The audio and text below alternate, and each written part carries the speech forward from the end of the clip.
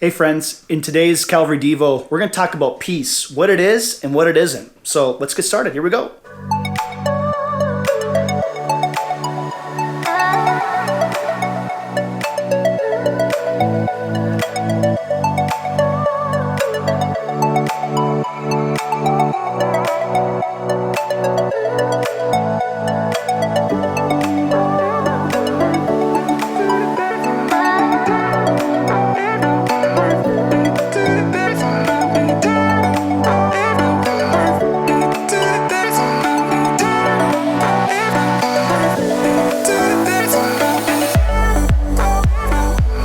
The other day, our staff were speaking together about the tone of our church and the tone of our leadership at church.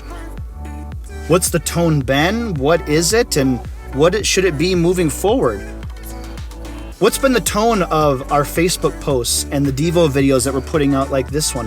What's been the tone of our kids' Sunday Devos and our kids' activity videos that go out on Wednesdays? And what's been the tone of our worship services on Sunday morning?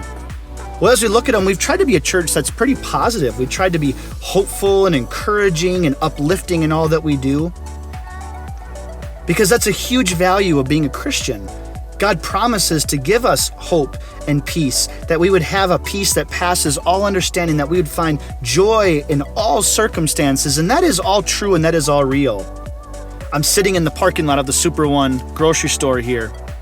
And this is a place that reminds me of the angst and the anxiousness and the negativity that we find ourselves in this season here of COVID stay at home. It's a parking lot that isn't as full as it normally is. And you're gonna get out and put on your mask and you're gonna walk into the grocery store and wash your hands with hand sanitizer and grab your cleaned cart, and you're gonna follow the social distancing arrows that'll lead you throughout the grocery store. And you just see the angst and the nervousness of everyone that's in there.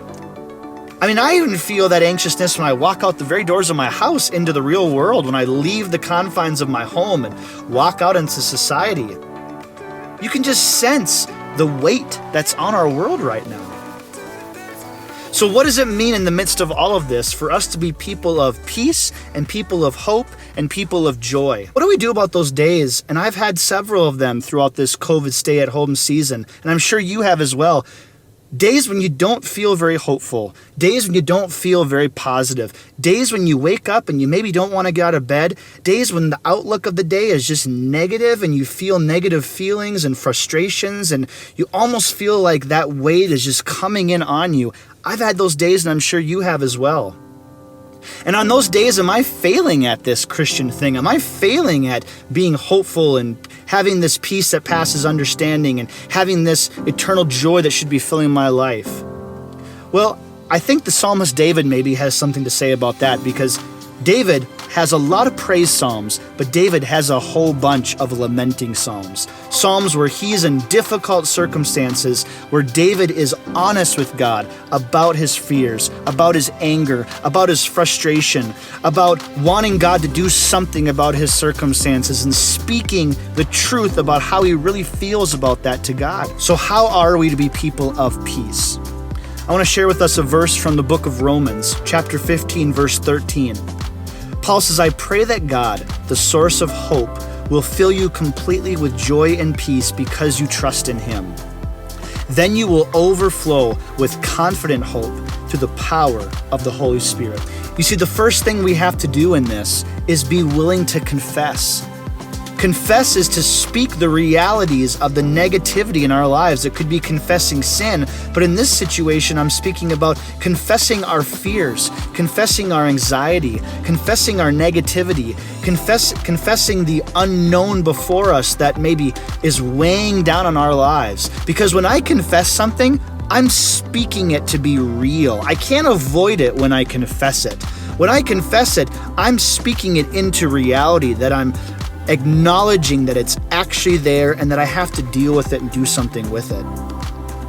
Now the kicker is I can't do anything about most of the negative situations in my life, but I'll tell you who can, and it's Jesus. He's the one who can do something about my circumstances and my situations. So the first thing I have to do is confess, but the second thing is what Paul says. Trust in him, trust in God, trust in the source of hope, the source of peace, the source of joy.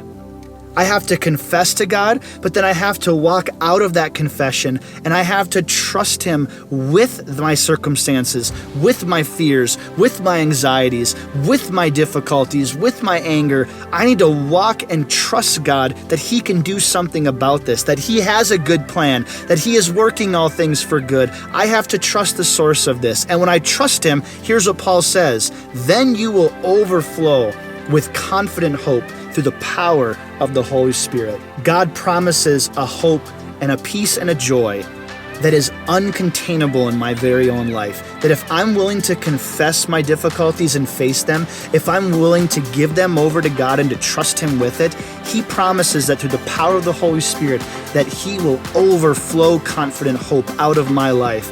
And when He overflows out of me, I'm going to affect my wife and my kids, my extended family, my friends, my coworkers, my community.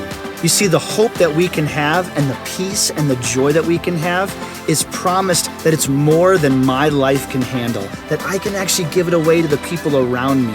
But the only way I can do that is through confessing and facing it, handing it over to God and trusting Him, and then allowing God to overflow out of me into those around me. So friends, today might be a bad day. Today might be a good day, I'm not sure. But friends, be people of peace, be people of joy, be people of hope, because we can confess our difficulties to a God who can handle them, who's the source of hope. We can trust Him in it, and we can overflow in those around us. Confess, trust, and overflow. We'll see you guys in the next Calvary Devo. Bye.